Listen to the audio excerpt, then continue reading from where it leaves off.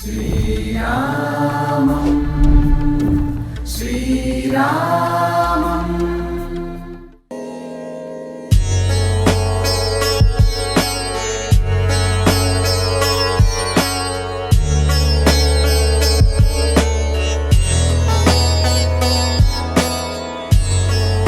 అయోధ్య రామ్లల్లా దర్శనం తర్వాత సరౌండింగ్స్లో ఏ పర్యాటక ప్రాంతాలు ఉన్నాయి, వేటిని దర్శించుకోవాలి, ఇక్కడికి భక్తులు వచ్చే భక్తులకి సరౌండింగ్స్లో ఏవి అత్యంత అద్భుతము, వాటితో పాటుగా హిస్టారిక్ ప్లేసెస్ ఎక్కడున్నాయి, వాటన్నిటి కోసమే ఈ వీడియో. ప్రస్తుతం మనం ఉన్నటువంటి ప్రాంతం గుప్తార్ ఘాట్. ఈ ఘాట్కి సంబంధించి చాలా విశిష్టత ఉంది. రామాయణానికి, అయోధ్య రాముడికి సంబంధించి సరయూ నది ఒడ్డునే ఉంటుంది ఈ గుప్తార్ ఘాట్. ఈ గుప్తార్ ఘాట్కి సంబంధించి రామాయణంలో ఉన్నటువంటి ఒక విశిష్టత, పురాణ గాథ ఏంటంటే, మర్యాద పురుషోత్తముడు, జగదభిరాముడు, జానకిరాముడు, సీతారాముడు, రామచంద్ర ప్రభు ఇక్కడ తన అవతారాన్ని చాలించిన తర్వాత, అంటే మనుష్య రూపం నుంచి అవతారాన్ని చాలించి తిరిగి వైకుంఠానికి చేరుకోవడానికి తన పరివారంతో సహా, అంటే రామ లక్ష్మణుడు సీతతో సహా, కొంతమంది అయోధ్యావాసులతో సహా, భరత లక్ష్మణులతో సహా వచ్చి ఇక్కడే పూజ చేసి ఈ నదిలోనే జల సమాధి పొందారు. అంటే లాస్ట్ టైం ఇక్కడే నదిలో జల సమాధి పొందినటువంటి ప్రాంతం. దీని ద్వారా మనుష్య రూపం నుంచి తిరిగి దైవ రూపానికి చేరుకున్నటువంటి రాముడు ఈ ప్రాంతానికి సంబంధించి గుప్తార్ ఘాట్కి ఉన్నటువంటి పేరు. సో ఇక్కడ మనకి కనిపిస్తున్నదంతా సరయూ నది ఒడ్డు. సో ఇక్కడికి ఎవరైనా భక్తులు రావాలి అనుకుంటే అయోధ్యాపురానికి 10 కిలోమీటర్ల దూరంలో ఉంటుంది ఈ గుప్తార్ ఘాట్. ఫైజాబాద్కి దగ్గరలో ఉంటుంది.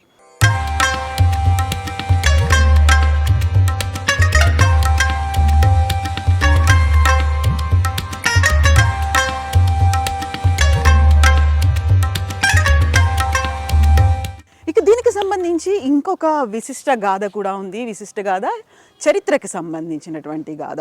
సో 350 ఏళ్ల క్రితం, అంటే 19వ శతాబ్దం తొలిలో, అంటే ఫస్ట్ హాఫ్లో, 19వ శతాబ్దం ఫస్ట్ హాఫ్లో ఈ అయోధ్యని పరిపాలించినటువంటి రాజు దర్శన్ సింగ్ దీనికి సంబంధించినటువంటి ఘాట్లని డెవలప్ చేశారు. ఇక్కడ మనకి కనిపిస్తున్నవంతా కూడా మెట్లతో పాటు ఇక్కడ ఏర్పాట్లు అనేవి దర్శన్ సింగ్ చేశారు 350 ఏళ్ల క్రితం. అప్పటి నుంచి చెక్కు చెదరకుండా ఉన్నాయి ఈ గుప్తార్ ఘాట్ సమీపంలో ఉన్నటువంటి మందిరము, అలాగే మెట్లు కూడా. అండ్ ఇక్కడ చాలా క్లియర్గా కనిపిస్తుంది, మనం ఇంతకుముందు చెప్పుకున్నట్టుగా మత్స్యావతారం రూపంలో, అంటే ఒక చేప ఆకారం రూపంలో అయోధ్యాపురి అనేది కనిపిస్తుంది. దాన్ని రిఫ్లెక్ట్ చేసేలా దర్శన్ సింగ్ ఇక్కడ ఏర్పాట్లు చేశారు. ఒక చేప ఆకారాన్ని కూడా ఉంచారు. ఇందులో ప్రధానంగా మనం చేప ఆకారం గురించి మాట్లాడుకుంటే, అయోధ్యాపురి అనేది చేప ఆకారంలో ఉంటుంది కాబట్టి చేప ముఖ భాగం ఈ గుప్తార్ ఘాట్గా చెప్తుంటారు. హృదయ భాగం అయోధ్య అయితే చివరిలో ఉన్నటువంటి తోక ఆకారం అనేది దశరథ మహారాజు సమాధి జరిగినటువంటి ప్లేస్గా చెప్తూ ఉంటారు. సో ఇక్కడ మనకు వెనకాల కనిపిస్తున్నటువంటి మహల్ ఇవన్నీ కూడా గుప్తార్ ఘాట్లో 350 ఏళ్ల క్రితం రాజా దర్శన్ సింగ్ ఏర్పాటు చేసినటువంటివి.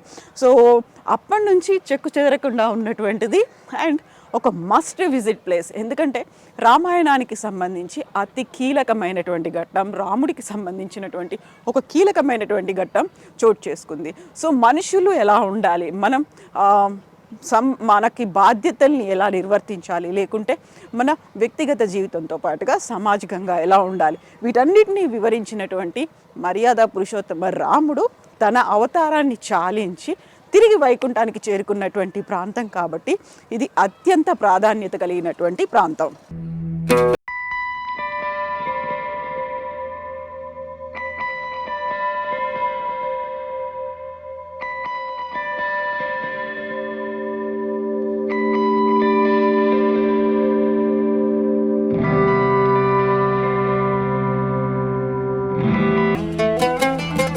సో గుప్తార్ ఘాట్కి సంబంధించి ఒక కీలకమైనటువంటి మరొక అంశం ఏంటంటే ఇక్కడ బోటింగ్ కూడా చేయొచ్చు. ఆహ్లాదకరమైనటువంటి వాతావరణంలో భక్తులు బోటింగ్ కూడా చేస్తూ ఉంటారు.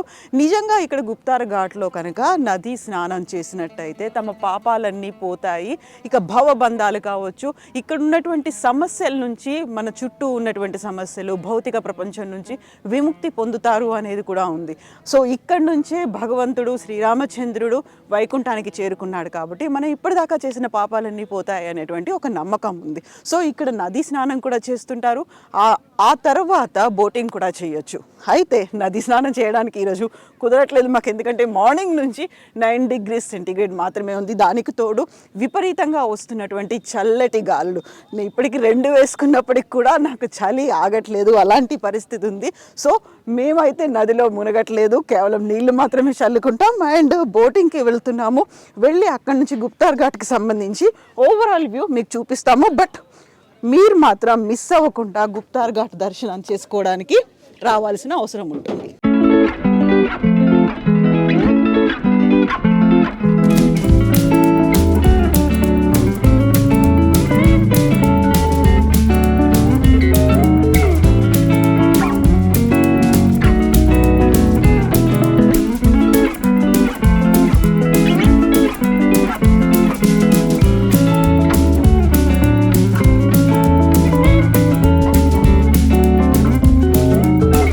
నా వెనకాల కనిపిస్తుందంతా గుప్తార్ ఘాట్. గుప్తార్ ఘాట్లో ఈ మెట్లు కట్టించింది అంతా, ఈ ఘాట్ని డెవలప్ చేసిందంతా రాజా దర్శన్ సింగ్ 350 ఏళ్ల క్రితం ఏర్పాటు చేసినటువంటి ఈ మెట్లు.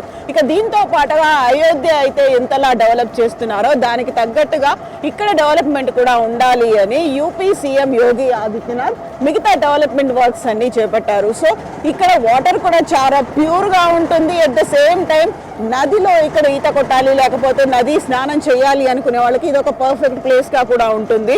ఓవరాల్గా అయితే అయోధ్యకు వచ్చిన వాళ్ళు జస్ట్ 10 కిలోమీటర్ల దూరంలో మాత్రమే ఉంది ఈ గుప్తార్ ఘాట్, కాబట్టి కంపల్సరీగా విజిట్ చేయండి.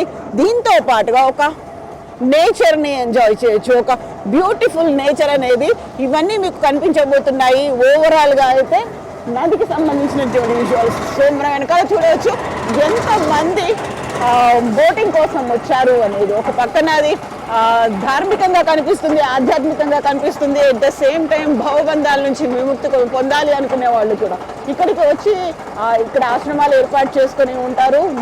హరినామ జపం, రామనామ జపం నిత్యం మారిమోగిపోయేటువంటి గుప్తార్ ఘాట్ ఇది. మీరు కనుక అయోధ్యను దర్శించాలి అనుకుంటే కంపల్సరీగా విజిట్ చేయాల్సిన అవసరం ఉంది. అయితే ఈ మధ్య కాలంలో అట్లీస్ట్ ఒక నెక్స్ట్ ఫిబ్రవరి మార్చ్ వరకైనా ఇలాంటి చల్లగాలులు ఇవన్నీ ఉంటాయి అండ్ రద్దీ ఎక్కువ ఉంటుంది. కాబట్టి మార్చి తర్వాత ప్లాన్ చేసుకోండి. Then you will enjoy a perfect vacation అనుకోవచ్చు. అట్ ద సేమ్ టైం ఆధ్యాత్మికం, పర్యాటకం రెండింటిని చూసినట్టు అవుతుంది.